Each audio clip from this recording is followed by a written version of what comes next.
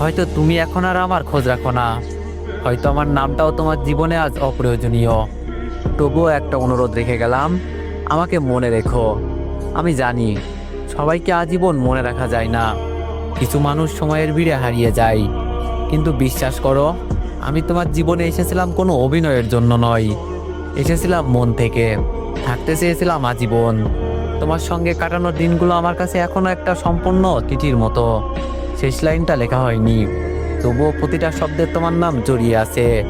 যদি কোনোদিন ক্লান্ত হয়ে পড়ো, যদি সবকিছু হঠাৎ অর্থহীন মনে হয়, তখন শুধু একটু মনে রেখো, কেউ একজন ছিল যে তোমার হাসির জন্য নিজের কষ্ট লুকিয়ে রেখেছিল।